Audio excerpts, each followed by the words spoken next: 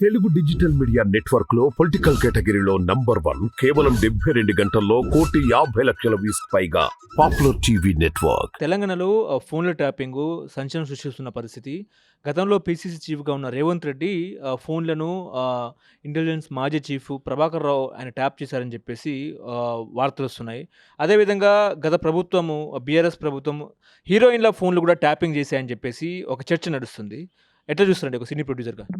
ఏమండి, కేటీఆర్ గారు ఒక రాజ్యం, ఒక హిట్లర్ పాలన చేశారు. అక్కడ జగన్మోహన్ రెడ్డి హిట్లర్ పాలన చేస్తున్నారు, ఇక్కడ హిట్లర్ పాలన చేశారు. నేను కేసీఆర్ గారి కోసం అన్నాను, ఎందుకంటే కేసీఆర్ గారి కోసం నాకు 30 సంవత్సరాలు తెలుసు. ఆయన డబ్బు సంపాదించాలి అనుకుంటే రవాణా శాఖ మంత్రిగా ఉంటే టీడీపీలోనే సంపాదించవచ్చు. అంత ఆలోచన ఇప్పుడు ప్రజలకు ఏదో చెయ్యాలి, ఏదో ఆలోచన చేయాలని కొంత మంచి ఆలోచన ఉంది. కానీ కొంత మనం చేద్దాం అనుకున్న మన పిల్లలు మన మాట వినరే.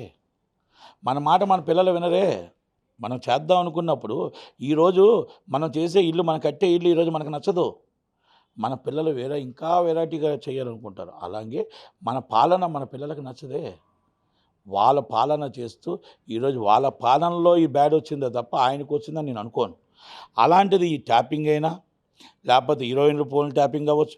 మేబీ ఏమంటే ఒక తప్పు చేస్తుంటే 100 తప్పులు చేయడం గ్యారంటీ ఏంటి? అన్నీ తప్పు చేసి ఉంటాడు, ఎందుకు తప్పు చేయడు? నేను మాట్లాడుతూ నేను నిజాయితీగా నిరూపించుకోండి, కేసు పెట్టండి, నన్ను అరెస్ట్ చేయండి అంటారు. ఆయన అరెస్ట్ ఆల్రెడీ కవితమ్మని చేశారాయే, నిన్ను కూడా అరెస్ట్ చేస్తారు. ఎక్కడికి పోతావు?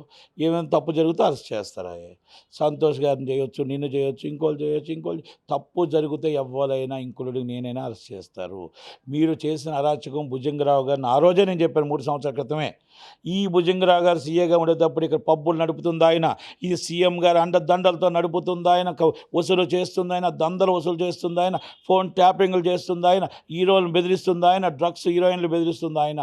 అలాగే తిరుపతి అన్న పంజాగుట్లో ఏసీపీగా ఉన్నారు, బెదిరిస్తున్నారు. కొంతమంది పోలీస్ ఆఫీసర్స్ అందరినీ కూడా బెదిరిస్తున్నారు. మీరు చేసిన నాటకాలు ఏంటండి? ఒక కన్వెన్షన్కి ఒక చిన్న రాయి పెట్టారు, నాగార్జున గారు మీ దగ్గర తెప్పించుకున్నారు. అందరికీ డ్రగ్స్ అన్నారు, మీ మొత్తం టెస్టులు చేశారు, మీ కాల్ దగ్గర తెప్పించుకున్నారు. ఆ డ్రగ్స్ క్లీన్ చిట్ ఇచ్చారు. అంటే వాళ్ళు కూడా క్లీన్ చిట్ వచ్చిందని సంతోషపడ్డారు. వాళ్ళు డిప్రమేషన్ వేయలేదు అనుకుంటే మీరు లాలోజు పడిపోయారు. ఇలాంటివన్నీ కూడా వాళ్ళందరినీ మీ దగ్గర కొన్ని కంపెనీల్లో మీరు పార్ట్నర్షిప్లు తీసుకున్నారు. కొన్ని కంపెనీల్లో మీరు మొత్తం టోటల్గా భయపడుతూ కొంచెం ఇచ్చాయి. చాలా జరిగే మీ మంత్రులు అవ్వచ్చు, మీరు అవ్వచ్చు. కొన్ని నిజాలు మా దగ్గర ఉన్నాయి, కానీ ఇవన్నీ మనం చెప్పలేము, బయటికి చెప్పలేము. వాళ్ళకి తెలుసు అది ఏ నిజాలు ఉన్నాయని వాళ్ళకి తెలుసు, నాకు తెలుసు. నేను ఎందుకు చెప్తాను ఇవన్నీ? రేవంత్ రెడ్డి గారు ఇవన్నీ వదలరేమో, గట్టిగా పట్టుకుంటారేమో. సిపి గారు చాలా సీరియస్గా ఉన్నారు. ఇలాంటివన్నీ కూడా గట్టిగా తీసుకోవాలి. డ్రెస్ అంటే మన రాజకీయ నాయకుడు డ్రెస్ కాదు, యాజ్ అ పోలీస్ డ్రెస్. మనకి 60 సంవత్సరాలు మనకి ఆల్రెడీ డ్యూటీ ఉంటుంది. 60 సంవత్సరాల తర్వాత 62 సంవత్సరాల తర్వాత రిటైర్మెంట్ ఉంటుంది. ఆ రిటైర్మెంట్ గర్వంగా నేను రిటైర్మెంట్ అయ్యాను, ఈ డబ్బు నాకు వచ్చింది, నా పిల్లల కోసం గర్వంగా చెప్పుకోవచ్చు. ఈరోజు ఉన్న ఆఫీసర్లు ఏం చేస్తున్నారు? ఒక ఆఫీసర్ ఒక పొలిటికల్ లీడర్ చెప్తున్నట్టు నటిస్తున్నారు. ఆయన ప్రభాకర్ రావు గారిని ఏదో టీవీలో చూసా, మీరు ఇంతకుముందు మేము మా నాయకులు చెప్పినట్టు మేము ఎలాగ విన్నామో, మీరు ఇప్పుడు నాయకులు చెప్పినట్టు మీరు అలాగ విన్నారు కదా, మేము అప్పుడు అలాగే విన్నామంటున్నారు. మీరు నాయకులు కాదు సార్, నాయకులుగా రాజ్యాంగం మీరు చట్టం చదివిన ఐపీఎస్ బుక్ చదివారు కదా, ఆ బుక్లో ఏముందో మీ నాయకులకు చెప్పాలి. సార్ ఈ చట్టం ఉంది, ఈ చట్టం ఇలా వర్తిస్తుంది, ఈ చట్టం ఇలా వర్తిస్తుంది, ఈ చట్టం వర్తిస్తుంది, అవసరం అనుకుంటే ఎవరైనా అరెస్ట్ చేయొచ్చు. మేబీ ఇప్పుడు చీఫ్ మినిస్టర్ ఆఫ్ ఆయన ఎందుకు అరెస్ట్ చేశారు? జార్ఖండ్ ఎందుకు అరెస్ట్ చేశారు? చీఫ్ మినిస్టర్ని ఇప్పుడు మన కేజ్రీవాల్ గారిని ఎందుకు అరెస్ట్ చేశారు? జార్ఖండ్ శిబు సోరెన్ గారిని ఎందుకు అరెస్ట్ చేశారు? ఇవన్నీ ఎందుకు మరి అంటే powerful and ED and powerful and CBI and powerful and police officer, constable కూడా powerful and station officer, very important role. ఎందుకంటే స్టేషన్ హౌస్ ఆఫీసర్ ఎవరు ఉంటారో వాళ్ళు ఎంత వాడినైనా తప్పు చేస్తే అరెస్ట్ చేసే రైట్ ఉంటుంది. అలాంటి రైట్స్ అన్నీ కూడా మీరు తీసుకొచ్చి ఇంకో నాయకుడు 5 సంవత్సరాలు ఒక పార్టీ ఉంటుంది, ఒక పార్టీ ఏర్పడుతుంది. మీరు శాశ్వతం, ఈ డ్రెస్ శాశ్వతం, మీ టోపీ శాశ్వతం. ఈరోజు మీరు ఒక సీనియర్ ఐపీఎస్ అయ్యి ఉండి మీరు ఈ మాటలు మాట్లాడకూడదు. ఈ నాయకుడు ఏర్పడితే ఇంకో నాయకుడు కాదు, మన నాయకుడు ఎవరు? సీఎం గారు. సీఎం గారి కింద ఎవరు ఉంటారు? చీఫ్ సెక్రటరీ అండ్ ఐఏఎస్ కింద సీనియర్ ఐఏఎస్లు ఉంటారు, ఐపీఎస్లు ఉంటారు, డీజీపీ. వీళ్ళందరూ కూడా రాజ్యాంగాన్ని, చట్టాన్ని చదివి మన పొలిటికల్ లీడర్కి చెప్తారు, ఏమండి ఇది సాధ్యం కాదు, ఇది అసాధ్యం, ఇది సాధ్యం కాదు, మేము సైన్ పెట్టమంటే అవ్వదు, మా ఉద్యోగాలు రేపు పోతాయి, మేము జైలుకి వెళ్ళిపోతాం. ఎంతోమంది జైలుకి వెళ్ళిపోయిన రోజులు ఉన్నాయి.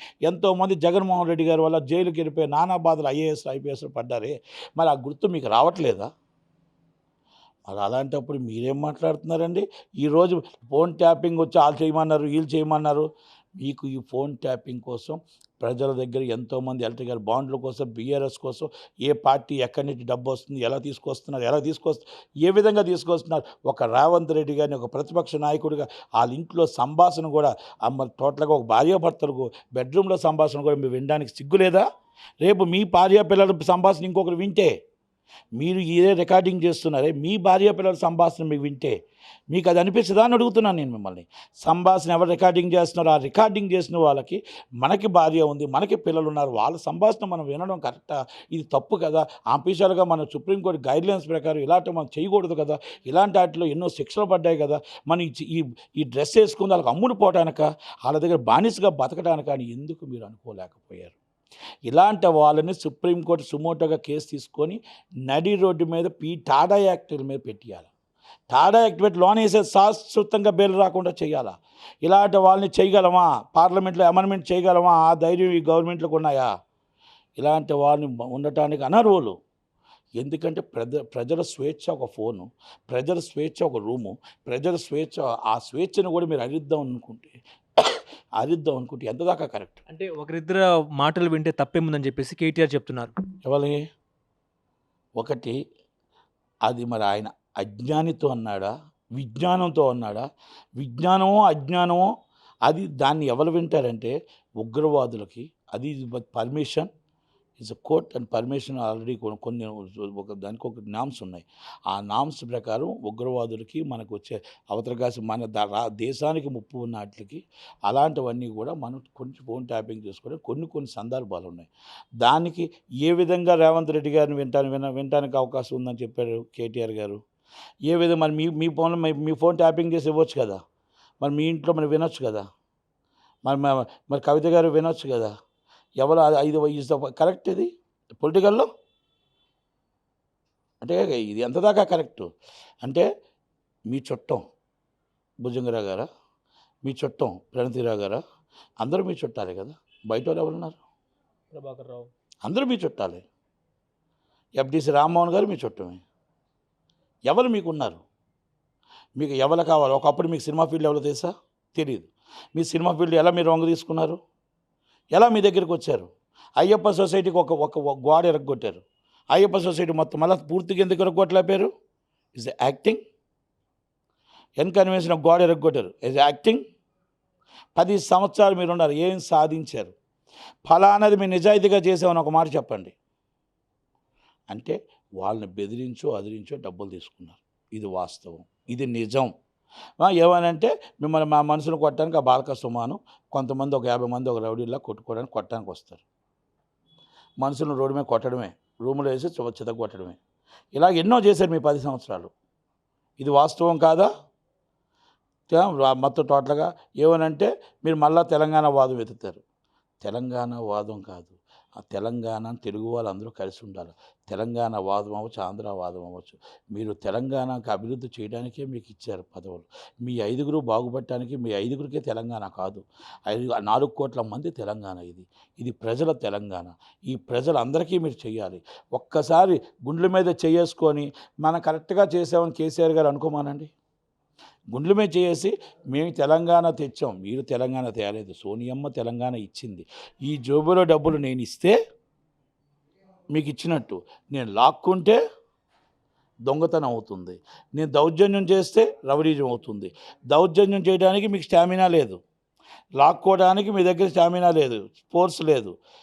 అంటే ఆమె దయాదాక్షిణాలతో ఆమె ఇక్కడ బాధపడుతున్న తెలంగాణ బిడ్డలు బాధపడుతున్నారు, కష్టపడుతున్నారు. వాళ్ళ కష్టాన్ని చూసి, బాధ చూసి తలుపులేసి ఆంధ్ర వాళ్ళకి ఇబ్బంది ఉన్నా, ఆంధ్ర వాళ్ళు ఓడిపోతామన్నా, కష్టపడినా అలాంటి వాళ్ళని మీరు ఉన్న 2 ఎంపీలైనా 3 ఎంపీలైనా ఎస్ నేను తెలంగాణ ఇచ్చి తీరుతాను, మాట ఇచ్చాను, మాట తప్పను అన్న మాట మీద సోనియా గాంధీ గారు మీకు తెలంగాణ ఇచ్చారే తప్ప మీరు లాక్కోలేదు, మీరు దోచుకోలేదు. ఎందుకంటే లాక్కుంటే ఎంపీలు సరిపోరు, మీరు దోచుకుంటే మీ దగ్గర ఏది సరిపోదు. ఈ జోబులోంచి ఇస్తే ఇచ్చినట్టు అంటారు. కనుక అలాగ తీసి ఆమె ఇచ్చింది కాబట్టే సోనియా గాంధీ గారికి హక్కు ఉంది. ఈరోజు తెలంగాణ ప్రజలు ఓకే అని కాంగ్రెస్ పార్టీకి ఓటేశారు. కనుక కేటీఆర్ గారు ఆయన మాట్లాడేటప్పుడు ఒక్కసారి ఆత్మసాక్షి చేసుకోమనండి. నిజంగా కవిత గారు తప్పు చేయలేదు, మరి అప్రూవర్గా మారి కవిత గారి పేరు ఎందుకు చెప్తున్నారు? నిజంగా కవిత గారు తప్పు చేయలేదు, ఇంకొకరు అప్రూవర్ ఎందుకు మారారు? కవిత గారు తప్పు చేయలేదు, మరి ఎందుకు మీరు రాయబారం చేస్తున్నారు? సాక్షాత్ ప్రధాని మోడీ గారు వచ్చి నా దగ్గరకు వచ్చి ఎన్డీఏలో చేరుతానన్నారు, మా అబ్బాయిని సీఎం చేస్తానన్నారు, కానీ నేను ఒప్పుకోనని చెప్పాను, ఇది వారసత్వం పార్టీ కాదన్నారు.